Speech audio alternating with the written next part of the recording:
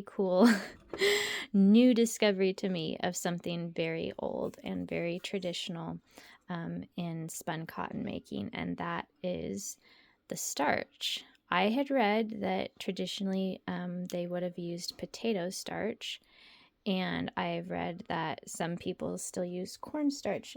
I happened to have both. I think I actually did buy potato starch long ago thinking I should try it, and then I just didn't because I was using my glue and thought I was happy with that. I always seem to be filming when my grandma's bird clock goes off. I don't know what that one is. Maybe some of you recognize whatever bird that is.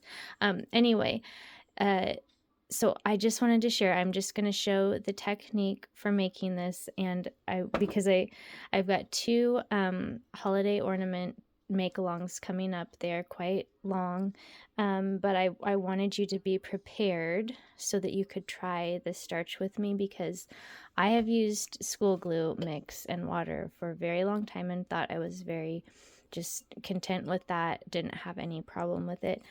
But I am telling you, this is like a game changer. And I don't, if you know me or follow the channel, I don't say things like game changer or like, this is gonna blow your mind. Maybe saying this will blow your mind probably is hyperbole, but it is a game changer for me as far as my making. I think it gives me a lot more sort of freedom and play with my sculptures, my cotton sculptures.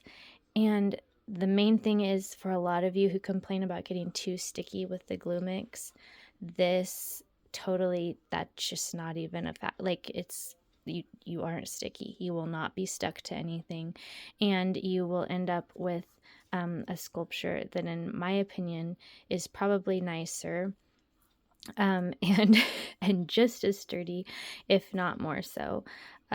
You can achieve different sorts of textures with this than what I've been able to with the glue. You can either get a very, very hard kind of coating if you want to add a lot, or you can, I'm trying to figure out, that's a little mica that has some black specks on it. Or you can kind of apply the starch and then just smooth a layer of cotton over it, and then you've got kind of this rough kind of looking, more it will look furrier, I guess, instead of smooth. So you can do all these cool things with it. I'm totally sold on it.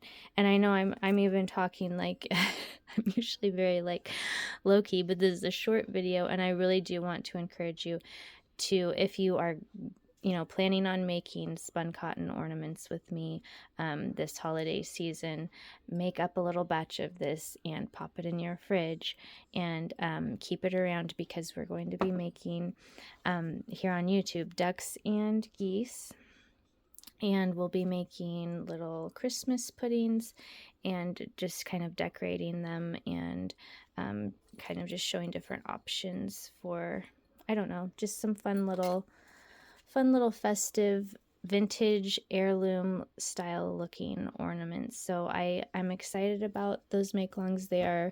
I've filmed all the parts, but there's lots of editing to do because, as usual, they grew long on me.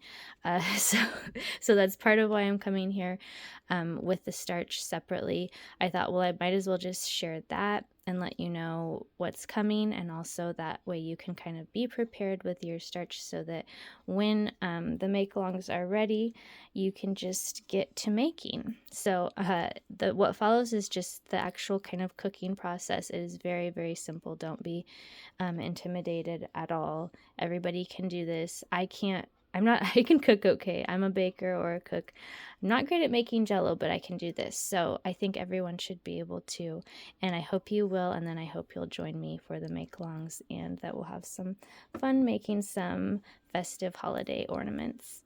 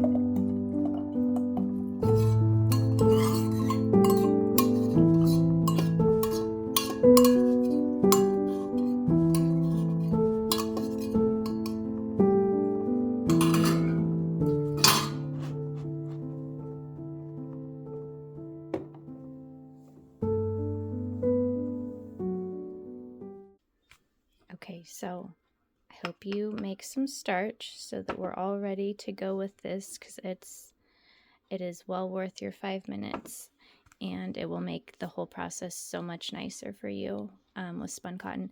And then I wanted to show you for the first time, I'm going to share this in the other make along videos, but if you watched my last video where I was working on a little storybook, I did manage to get it printed, and it's here. I'm very happy with it. I think it turned out really nice. It will be available soon.